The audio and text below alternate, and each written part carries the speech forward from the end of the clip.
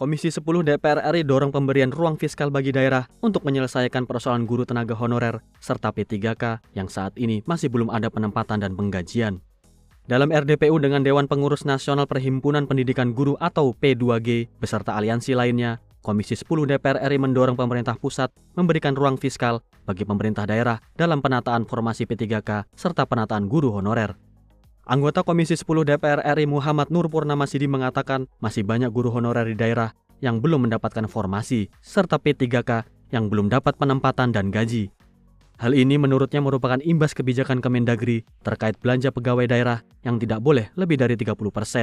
Untuk itu ia meminta pemberian ruang fiskal bagi daerah perlu dilakukan guna menyelesaikan persoalan honorer dan P3K. Kita berikan tambahan anggaran melalui DAU itu, khusus untuk bagaimana daerah punya kemampuan untuk bisa membayar sesuai yang dibutuhkan mereka. Kalau mereka butuhnya 1.000, ya kita kasih uang 1.000 untuk bisa membayar gaji guru itu. Nah, ini yang kita selesaikan. Dan hari ini kita sudah sepakat antara pemerintah, dalam hal ini ada Kementerian Keuangan, ada Kementerian Bappenas, dengan Badan Anggaran DPR RI, kita sudah sepakat, kita akan kasih ruang fiskal yang lebih untuk daerah-daerah, agar kemudian mereka bisa punya anggaran untuk membayar gaji para guru-guru P3K itu. Muhammad Nur mengatakan Komisi 10 DPR RI akan terus mendorong fleksibilitas ruang fiskal dan penambahan anggaran melalui dana alokasi umum untuk menyelesaikan persoalan tersebut. Di tahun 2024, masih terdapat 1,7 juta tenaga non-ASN yang terdaftar di database BKN yang belum diangkat menjadi ASN P3K. Untuk itu, sesuai dengan amanat Undang-Undang Nomor 20 Tahun 2023 tentang Aparatur Sipil Negara, khususnya Pasal 66, DPR RI memastikan 1,7 juta tenaga non-ASN akan diangkat menjadi ASN P3K. Memasukkan seluruh yang sudah terdaftar di Badan Kepegawaian Negara agar masuk. Tiga problemnya. Satu, terkait dengan audit. Kemarin di undang-undang itu penyelesaian Desember itu diikuti dengan audit.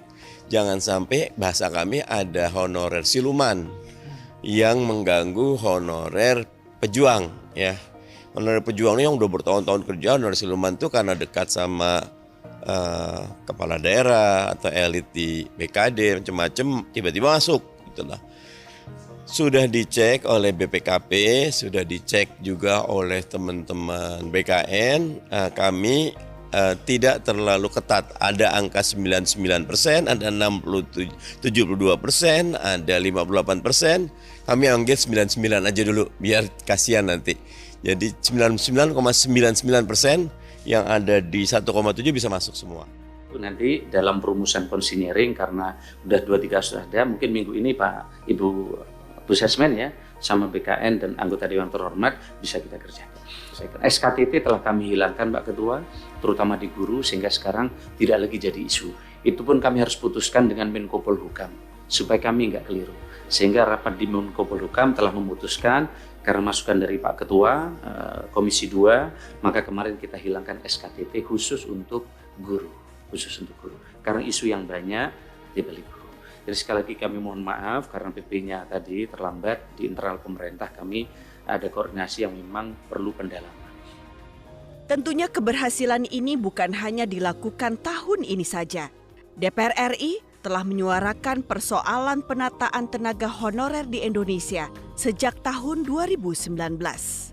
Telah banyak audiensi, pertemuan dengan masyarakat, bahkan rapat kerja yang dilakukan oleh DPR RI untuk mencari solusi terbaik menyelesaikan status serta kesejahteraan tenaga honorer. Kami mendorong kepada pemerintah agar mereka yang sudah mengabdi dan mereka sudah meluangkan waktu, meninggalkan keluarga, mengeluarkan tenaga untuk bagaimana bekerja pada Republik ini, agar sesegera mungkin dapat diselesaikan kejelasan statusnya, agar dapat ditingkatkan derajat kesejahteraannya. Memang sudah ada kesepakatan antara pemerintah bersama-sama dengan DPR untuk penuntasan sekitar 2,3 juta pegawai pemerintah, apapun kriterianya itu, dan juga sudah dilaksanakan sebagian, tinggal sisanya. Tetapi kami berharap pemerintah tidak berhenti sampai di situ saja. Karena apa? Nyata di lapangan, faktanya masih banyak sahabat-sahabat kita yang memang sudah bekerja puluhan tahun mengabdi pada Republik Indonesia ini, belum ada kejelasan statusnya. Pemerintah didesak segera menuntaskan pengangkatan tenaga honorer, apalagi untuk pegawai, tenaga kesehatan, guru, bahkan tenaga lainnya yang telah mengabdi kepada negara selama bertahun-tahun. Jangan sampai pengabdian pegawai honorer tidak mendapatkan penghargaan yang sesuai dari negara. DPR RI menilai penataan tenaga honorer juga akan mendorong peningkatan kesejahteraan, bahkan ekonomi masyarakat. Nah, saya tegaskan bahwa kami sudah meminta kepada pemerintah dan juga sepakat bahwa tidak akan ada penghapusan tenaga honorer, ya, selama kalau pemerintah tidak punya konsep dalam menyelesaikan tenaga honorer. Nah, alhamdulillah dalam 6 bulan terakhir ini kami cukup intensif, ya, baik secara formal dalam pembicaraan masalah undang-undang ASN maupun secara informal dengan Menteri Pan-RB.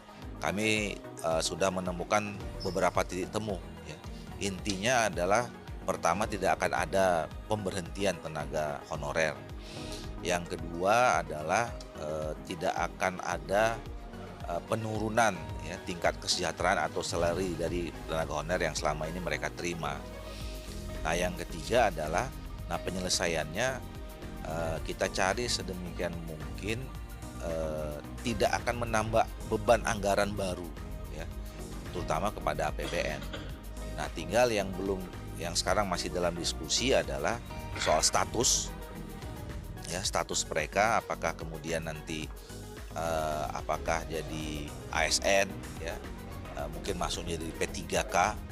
Nah, P3K juga di dalam undang-undang yang baru nanti akan dijelaskan ada P3K penuh, ada P3K paruh waktu. Nah, itu adalah dalam rangka untuk mengakomodir status. Pemerintah telah menyiapkan alternatif mengangkat P3K paruh waktu ketika pengangkatan P3K tetap belum dimungkinkan. Hal ini memastikan tidak akan ada pemberhentian tenaga honorer di Indonesia. DPR RI tentunya berharap perjuangan yang dilakukan sejak periode 2019 sampai 2024 tidak sia-sia. Pengangkatan tenaga honorer menjadi ASN P3K di tahun 2024 mampu menambah semangat para pegawai dalam bekerja dan memberikan kontribusi positif dalam pembangunan Indonesia.